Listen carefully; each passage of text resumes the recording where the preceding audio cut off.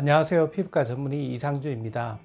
오늘은 많은 분들이 관심을 가지고 궁금해 하시는 모공에 대해서 이야기를 나누어 보는 시간을 갖도록 하겠습니다.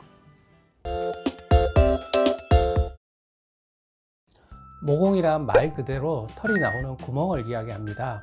그런데 얼굴에는 우리가 솜털과 같은 털이 굉장히 미세하게 보이기 때문에 실제로는 털보다는 털이 나오는 구멍인 모공만 눈에 띄는 경우가 많습니다.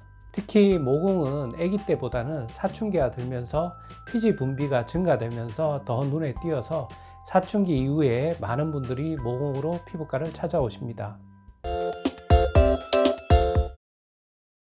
모공은 정확한 원인이 아직까지 명확하게 밝혀져 있지 않지만 대개 크게 한 5가지 정도가 원인이 되는 것으로 알려져 있습니다.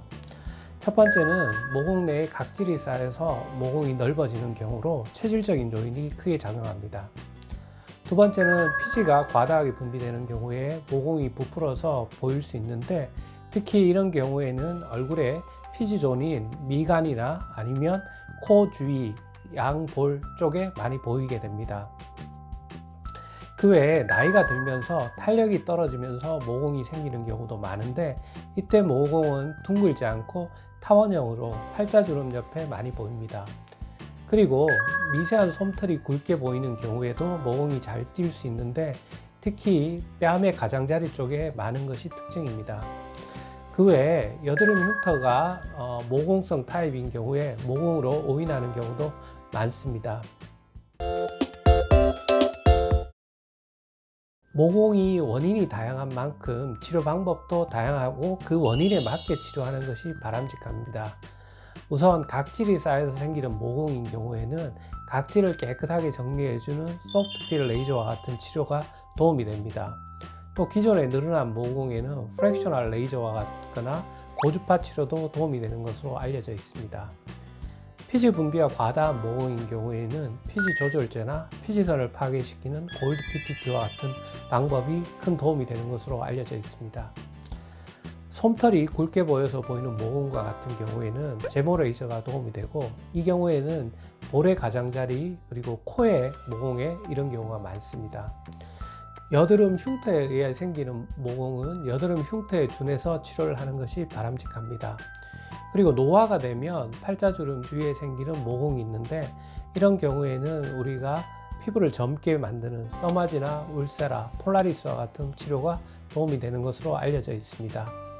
또한 모공은 하나의 원인보다는 여러 가지 원인이 복합적으로 생기고 원인이 다양하기 때문에 복합 시술로 치료하는 것이 훨씬 더 좋은 효과를 보이고 있습니다. 저희의 연구 결과에 따르면 3가지 시술을 병행하는 경우에 효과가 뛰어난 것으로 알려져 있는데 모공 속의 각질을 정리하고 모공의 원인이 되는 피지선을 축소시키면서 모공에 살이 차오르는 방법인 3가지 방법을 트리플로 컨비네이션 하는 방법이 모공에 뛰어난 효과를 보이는 것으로 보고되어 있습니다. 트리플 컨비네이션 모공 치료는 우선 모공 속에 쌓여 있는 각질을 제거하는 대표적인 방법으로 소프트필 레이저와 같은 것을 사용하면 모공 속의 각질을 쉽게 제거가 가능합니다. 그리고 모공의 원인인 피지선이 과다하게 분비되는 것을 막기 위해서 피지선을 축소시키기 위해서 니들 고주파 치료나 아니면 골드 PTT와 같은 방법, 스무스빔과 같은 레이저를 치료하여 피지선을 축소시킬 수 있습니다. 그리고 넓어진 모공에 살이 자연스럽게 차오르게 하는 방법으로는 프랙셔널 레이저, 대표적인 것이 프락셀 듀얼과 같은 레이저 치료를 시술하면 모공이 자연스럽게 축소되는 것을 볼 수 있습니다. 이들 3가지 치료를 병행하는 경우에는 모공의 다양한 원인을 잡기 때문에 단시간 내에 모공을 효과적으로 치료하고 모공이 넓어지는 것을 예방하는 효과도 기대할 수 있습니다. 모공이 넓어지는 대표적인 원인이 모공 속의 각질과 피지입니다. 따라서 매일 꼼꼼하게 세안하는 것이 중요합니다. 또한 여드름과 같은 경우에 잘못 짜게 되면 모공성 흉터로 남기 때문에 여드름이 있는 경우에 빨리 적절한 치료를 받는 것이 중요합니다. 스트레스를 받으면 피지 분비가 증가되어 모공이 넓어질 수 있습니다.